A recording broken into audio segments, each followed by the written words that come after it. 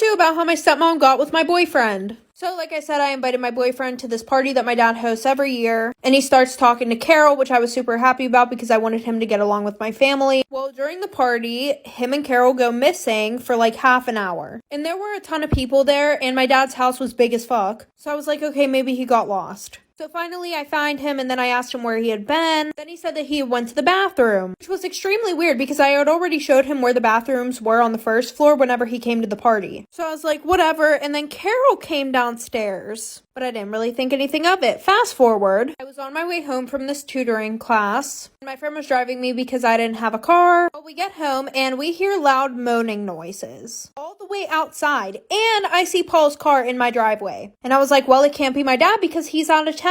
So I go in, I catch them, I ask them how long it's been going on. They say since the party. So I tell my dad about it, he gives her a second chance, and then I move back in with my mom. Story time. My best friend slept with my boyfriend on my birthday. So a little background information. I was 16 and a sophomore in high school. Well, I have this best friend who we are going to call Sarah. Her and I became super close over the summertime, but she was like on and off best friends with this other girl who we're gonna call Mackenzie. But I had this boyfriend who I was also really on and off with. And Sarah knew about all the problems within our relationship. Well, I guess I underestimated how close Sarah and Mackenzie were, because everything that I told Sarah, she went back and she told Mackenzie. And not to mention, Mackenzie was really close with my boyfriend. So of course, she told my boyfriend everything that I was saying. This ended up causing a huge fight between my boyfriend and I. Well, the night before my birthday, my boyfriend and I were going back and forth arguing, and around 12 a.m., on my birthday, I forced myself to fall asleep, and at around 1 a.m., I woke up to 20 Snapchat notifications, all from my boyfriend. And when I opened them, I saw the worst thing ever. Like for part 2. Part 2 about how my best friend slept with my boyfriend on my birthday. So like I said, I woke up at around 1 a.m. to 20 Snapchat notifications from my boyfriend, and I saw the absolute worst thing ever. The first 5 notifications were just him calling me names, and then all the other ones were just him doing stuff with my best friend. And you guys can already guess what I mean by doing stuff. So at this point, I was heartbroken, I was pissed off, but of course, because I gotta have the receipts, I went and took a video off my sister's phone of everything that he sent me. In the morning, I woke up to a text from an unknown number, and it turned out to be my boyfriend's best friend saying that him and Sarah were now together. So my boyfriend asked me to meet up and apologize. So I met him at this park, and he apologized to me, telling me that he wanted to get back together with me. But I told him to KMA, and I left. Then Sarah came to my house and keyed my car, and then we fought on my front lawn. And then after that, she was texting me about how she was coming back to my house. Like for part 3. Part 2 about why I will never ever ride in an Uber ever again. So like I said, my house was only 15 minutes away. So since I was really tired from the fair, I decided to take a nap. Well, I woke up 20 minutes later and we were in the middle of nowhere. Like when I tell you, we were on a road that literally just kept on going. I asked my boyfriend where we were and he said that we had been on this road for a while. So at this point, we're all texting each other. And all of our friends are saying, no, we're fine, this is the way. Then I look up my address on Google Maps, and we are 45 minutes away from my house. So then I send it in the group chat, and now everybody starts to freak out. Not to mention, our Uber driver was on the phone the whole time, but he had his AirPods in, and we couldn't understand anything that he was saying. So that's when my friend Sophie, she was in the front seat, she shoved the directions in his face, and was like, I think you're going the wrong way. So then he busts a U-turn, and he's yelling at this point on the phone. And an hour later, we make it back to my house. I have a feeling if it wasn't for my friend Sophie, we wouldn't have made it out of there. Part 2 about my toxic friend group. So like I said, they asked me if we could hang out to give me an early birthday present. So I said yeah.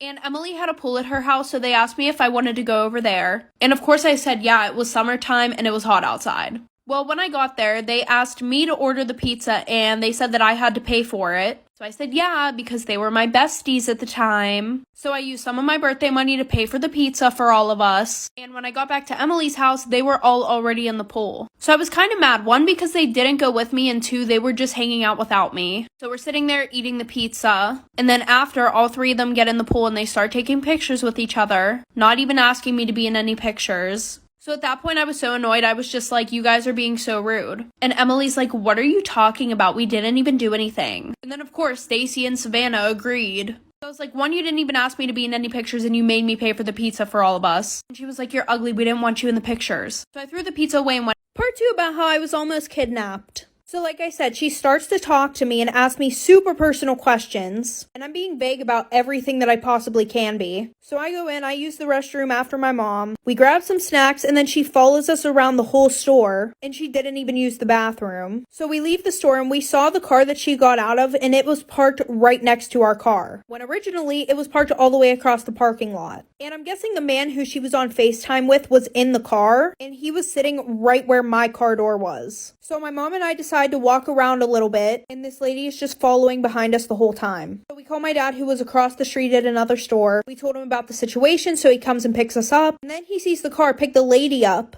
and they start following us. So then they followed us for about 25 to 30 freaking miles, and then they ended up turning off on some random road. And I have a feeling if my mom and I didn't pay such close attention to what they were doing, I would have been kidnapped in traffic. Story time about how my boyfriend and best friend were sneaking around behind my back. So a little background information, I was 15 and in 10th grade. So my mom and dad were split up and I was pretty much allowed to do whatever I wanted because of that. So I was dating this boy named Jacob. Well, my best friend Alice literally hated him. Like low-key, every once in a while, she would try to break him and I up. And when I would call her out on it, she would just deny it. Anyway, so the one day I didn't go to school because I was super sick. So the whole day I was trying to text Jacob and Allison, but nobody was answering me. Which was extremely weird because no matter what, Allison would always text me back. So after I knew the school ended, I went to Allison's house. Nobody was answering the door, so I used the spare key. I walk in and all I hear is a very loud banging coming from her bedroom. So I walk in, I see my boyfriend and her together, and then he starts saying that she drugged him. So I went on his phone, I see a bunch of old text messages between him and her, and them exchanging pictures. And then sis wants to start giving me an attitude, so I punched her in the face, and then I left and I don't talk to either. Part 3 about how my best friend slept with my boyfriend.